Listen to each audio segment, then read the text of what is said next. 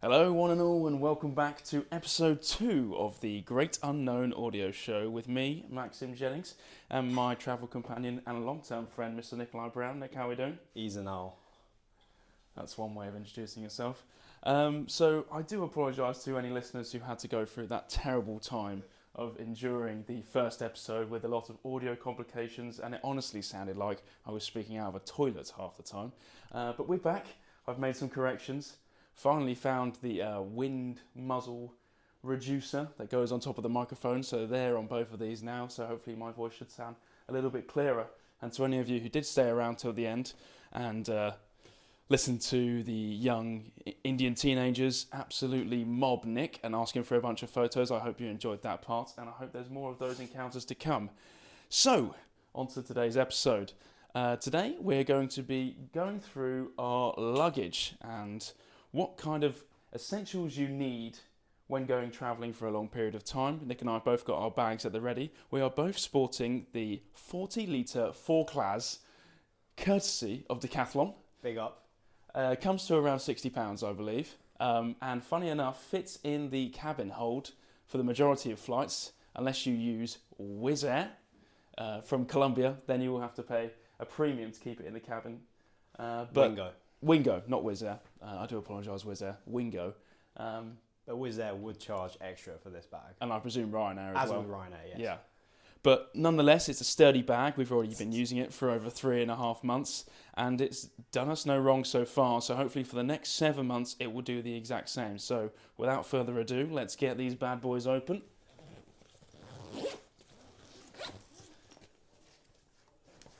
Bit of zip ASMR there for all of you freaks out there. So first of all, let's start with one of the big necessities, the medical section of the bag. Mine is full to the brim. Unlike last time, we've added a few new additions. Most importantly, the doxycycline capsules, courtesy of Asda, a malaria tablet, which comes to around $40 for a pack. You get about 50 in the pack that I've got. They recommend to use them 1 to 2 days before going to a malaria zone, and then 4 weeks after to reduce any sort of impact you could have from the disease. Now, India is not really known anymore for having malaria in any of the places we're visiting, apart from a few hotspots in the southwest, I believe. But it's always good to take care, and we will be visiting Indonesia, which I do believe is a hotspot, if I'm correct. Nick, have you got a malaria tablet? Yes, I do, but I have a different malaria tablet. Atovaquone, proguanyl hydrochloride. And I have about 3 packs of these, about 80 tablets. So that should last me about 60 days. Yeah, it's one of the rare things that you don't really need the vaccination for, and you can take a tablet for. We would advise anyone else who is going to any of these countries to look up whether malaria is common in that area, but also to look at any vaccinations you might need before you travel. There's no vaccine for malaria, so... No, that's right. One of the vaccines that we did look at getting multiple times was rabies. Dogs are rife in everywhere you go, stray dogs in particular, and a bite can be deadly if you don't have the vaccination, which is why, of course, we don't have the vaccination because we're living life on the edge. No, there's been a shortage in the UK at the moment, so there's been no real possibility of us getting any, which is a shame. So if you do get bitten by a dog, it's advised that you go to your nearest A&E hospital within 24 hours to avoid death of the worst degree. Okay, on to some more. We've got some hydration tablets for those hungover days, or if you just can't get enough water in, then it's worth taking lots of these. Depending on how much alcohol you're planning on taking, they can really be a saviour for hangovers. And I have some Swedish hydration tablets. I have no idea what they say, but I know they're hydration tablets. They look great. What does that say? Vätske setting. Also, very important is chlorine water treatment tablets. So it means that any form of water that you find could be turned into cleaning water, to drinking water, sorry. I wouldn't advise getting water from any of the Indian rivers, personally, but if you need to get water from a tap, stick one of these bad boys in, and usually within half an hour it's ready to drink, which is it could be a lifesaver at some points for sure. Yes. I would just like to point out your medical compartment in your bag is an absolute state compared to mine. Mine is all nicely neatly in a first aid bag from boots, all the essentials there, strepsils, malaria tablets, filtration tablets, hay fever tablets. But there's one important thing you haven't been able to pack, which is sun cream. Yes. Well, I do intend on buying some soon. Considering that the temperatures are very high in and around India. Yeah, the temperatures don't affect whether you burn or not.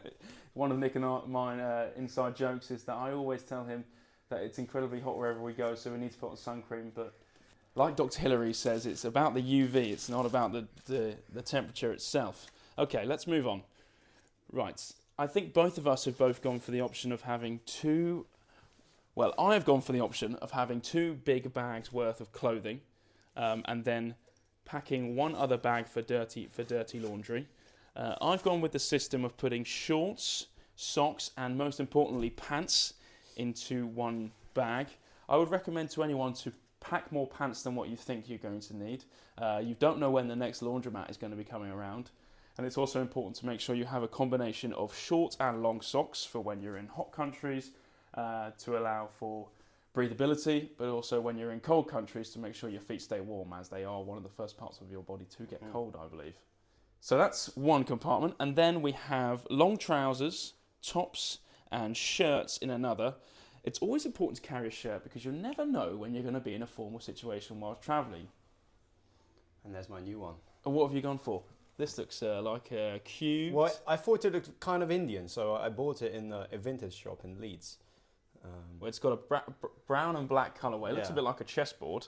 Well, yeah. I in fact have gone with a tiki man shirt alongside a dove and plant flower shirt. No, I think it's just vine leaf shirt. I wanted to bring this one on our last trip, but was unable to find it in time, and then realised that I left it in the back of my Volkswagen Polo, and it stunk.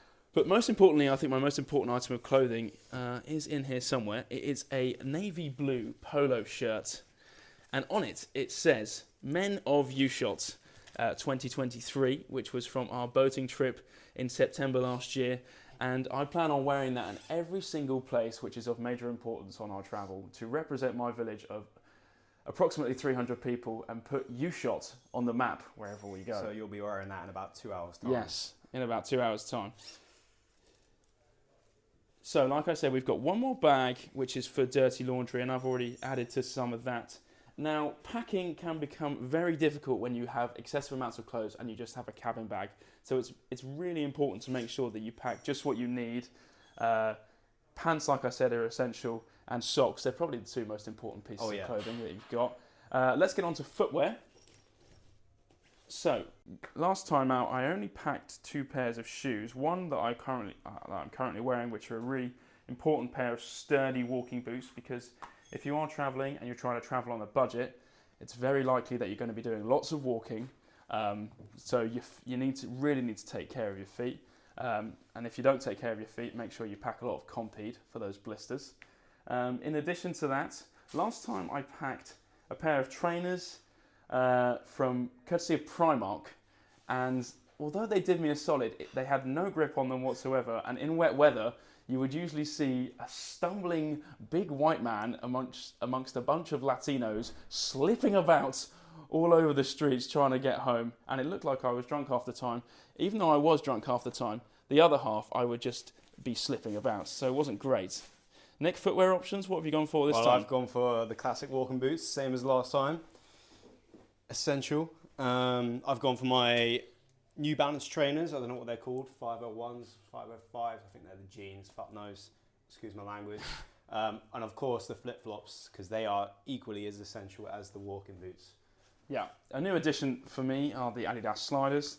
I didn't take them last time, which was a big mistake considering we spent a lot of time on the coast. And you were going to the beach in your walking boots. Yeah, that was thoroughly embarrassing. I managed to burn my feet really badly on one of the days. It was one of our last days in Mexico, and ended up turning up to one of the busiest beaches on a Saturday afternoon in long socks and walking boots, getting a few weird stares from some people. But sometimes you just got to own it. Sometimes you don't have enough room in your bag to pack what you want, and you just have to adapt and think on the spot. Wasn't my best choice, but alongside flip-flops we've managed to fit in some boat shoes as well.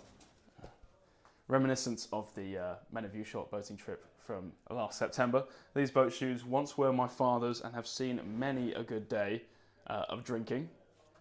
They are a light brown colour with a tartan interior. They are a bit worn, but I thought since being in India, they like to wear their flip-flops or open-toed shoes. These are nice alternatives, and they've got a bit of grip on the bottom. So they're your dad's? These were my dad's. He gave them to me. Does your dad have the same size feet? My dad's a size 9. I'm a 10.5, but surprisingly these fit quite nicely.